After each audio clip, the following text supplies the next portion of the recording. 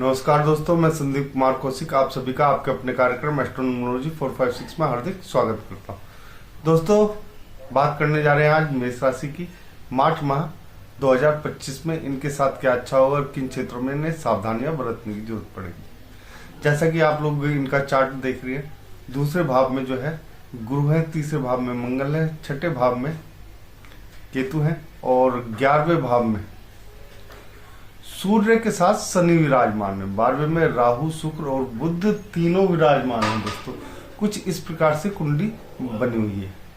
अब दोस्तों, यहाँ पर आप लोगों को कुछ चीजों में सावधानियां बरतने की बेहद ही ज्यादा आवश्यकता पड़ेगी, क्योंकि मैं पहले ही बता रहा हूँ 11वें भाव में, यानी कि जो लाभ भाव होता है, जो आय का भाव होता है, वहां पे सूर्य आ चुके हैं शनि के साथ।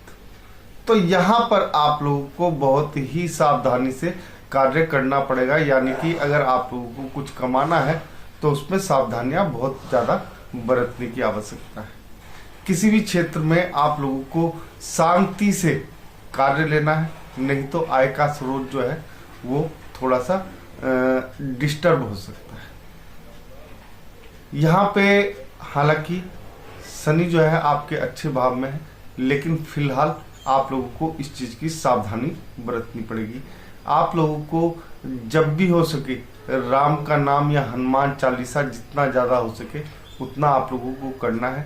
इसके साथ ही साथ शेयर बाजार जो है उससे थोड़ी सी आप लोगों को दूरी बना के रखनी है। दोस्तों, मैं पहले ही स्पष्ट कर देता हूं, शेयर मार्केट से आप लोगों को दूरी बना के रखनी पड़ेगी, नहीं तो झटका जो है बहुत तेजी से लग सकता है।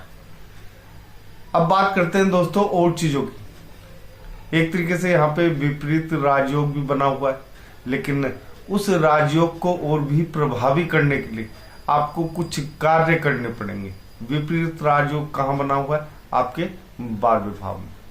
अब यहाँ पे कुछ उपाय क्या है आपके लिए, वो है दोस्तों, यहाँ पे राहु और बुध को आप लोगों को थोड़ा सा, क्योंकि राहु के कारण जो आपकी वाणी है उसमें कहीं ना कहीं या तो आप लेट हो जाएंगे या आपकी वाणी जो है कहीं ना कहीं खराब हो जाएगी, यानी कि रिश्ते जो है वो मधुर नहीं रह पाएंगे आपके किसी के भी साथ। तो इस वाणी को आपको संयमित करके चलना है दोस्तों, तो ही इस विपरीत जो राजयोग है इसका फायदा मिल पाएगा आपको। पहले ही बता रहा हूं, इस विपरीत राजयोग का फायदा अगर उठाना है तो आपको यहाँ पे बुध को साधना पड़ेगा, यानी कि उसे ठीक करना पड़ेगा। बुध से संबंधित उपाय करने पड़ेंगे। हो सके तो हर बुधवार के दिन कम से कम अगर डेली करें तो बहुत ही अच्छा रहेगा, आपके लिए बहुत ही प्रभावी रहेगा इस माह।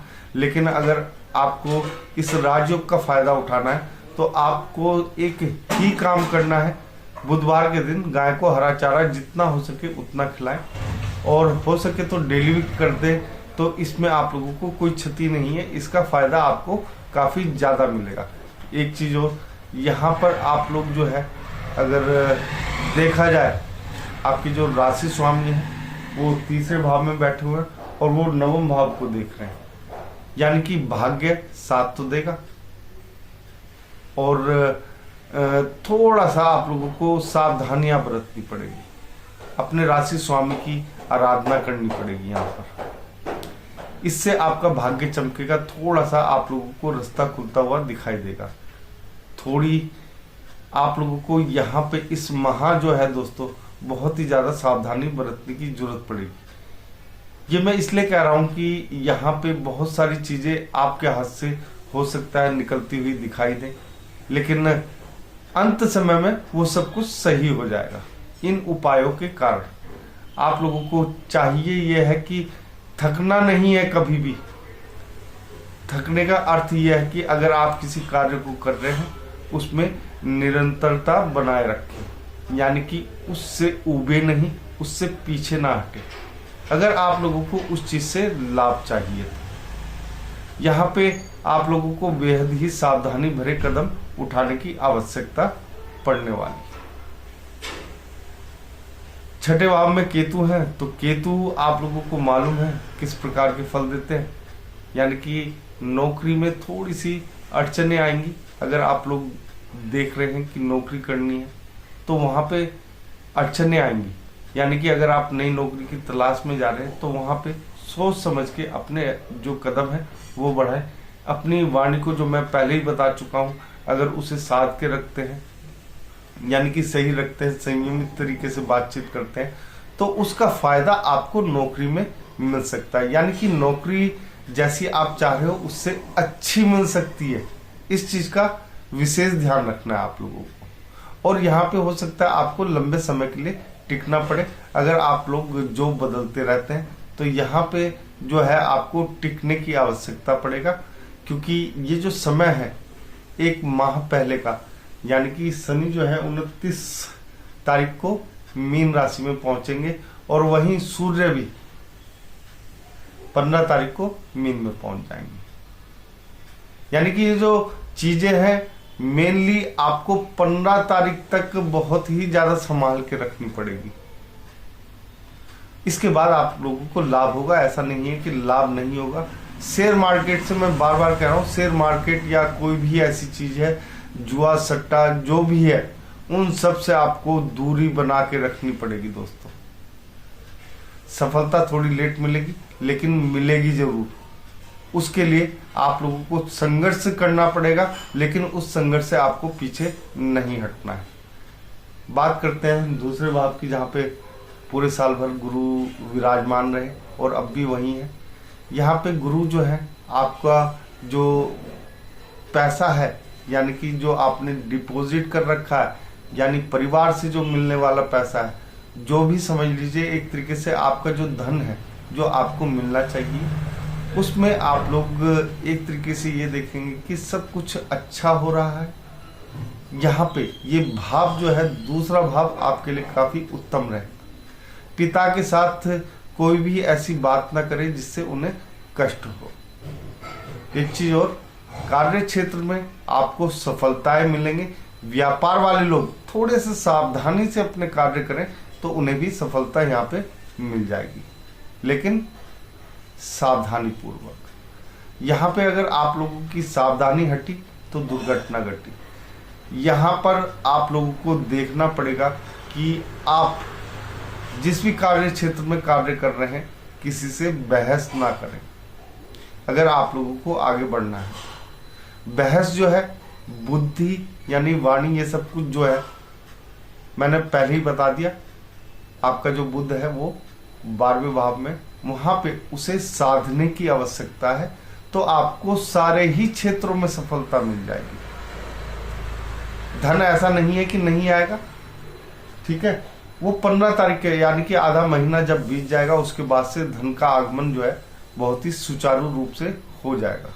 लेकिन फिलहाल तो आप लोगों को ये आवश्यकता तो पड़ेगी कि यहाँ पर आप लोगों को बहुत ही संयमित तरीके से, अगर देखा जाए तो ये पूरा माह जो है आपको बहुत ही संयमित तरीके से, एक तरीके से देखा जाए तो रहना पड़ेगा। अब पंचम भाव में आप लोग देख रहे हैं सूर्य और शनि की दृष्टि है।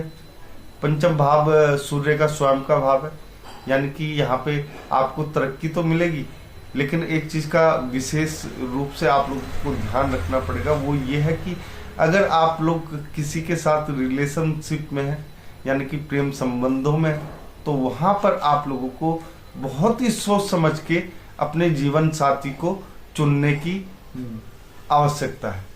यानी कि अगर आपका निर्णय थोड़ा सा भी गलत हुआ तो जीवन साथी आपका जो होगा वो सही नहीं होगा। यानी कि अगर आप लोग जीवन साथी अपने प्रेमी को बनाने की सोच रहे हैं या प्रेमिका को बनाने की सोच रहे हैं, तो बहुत ही सोच समझ के इस समय आप लोगों को निर्णय लेने की आवश्यकता पड़ेगी, क्योंकि पिता पुत्र की दोनों की ही दृष्टि आपके पंचम भाव में है। सूर्य हालांकि अच्छे, आप लोगों को काफी तरक्की देते हैं। यहाँ पर शनि थोड़ी सी मेहनत करवाते हैं, यानी कि थोड़ी सी मेहनत अगर आप लोग सही तरीके से कर लें तो जो, अगर देखा जाए तो जो पढ़ने लिखने वाले बच्चे हैं उन्हें सफलता तो 100% मिलेगी, लेकिन सफलता के लिए उन्हें मेहनत काफी ज्यादा लगेगी, थोड़ी सी एक्स्ट्रा लगेगी दूसरों के मुकाबले यहाँ पर। लेकिन ये भी 15 तारीख तक है, 15 तारीख के बाद आप लोग इस चीज से थोड़े से फ्री होते हुए नजर आओगे। एक चीज और दोस्तों, यहां पर अगर आप लोग देखें चतुर्थ भाव को,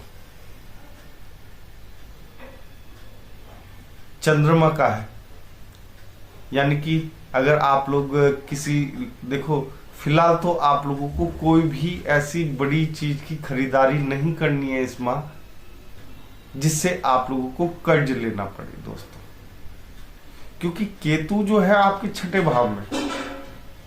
तो अगर आप लोगों को कोई चीज खरीदनी है तो इस बात का विशेष रूप से ध्यान रखें इस माह तो, कि कोई भी कर्ज लेते समय बहुत ही सावधानी बरतनी है आपको। बाकी पत्नी के साथ संबंध अच्छे रहेंगे आपके। स्वयं आप थोड़ा सा कुछ समस्याओं से हो सकता है और मतलब कि कुछ समस्याएं आपको शारीरिक रूप से भी थोड़ा सा नीचे कर सकती हैं, लेकिन कोई घबराने की बात नहीं है। उपाय मैंने बता दिए, मंगल, शनि और राहु के उपाय आप कर लीजिए और बुध के उपाय खास तौर से, तो आपको बेहद ही ज्यादा फायदा मिलेगा।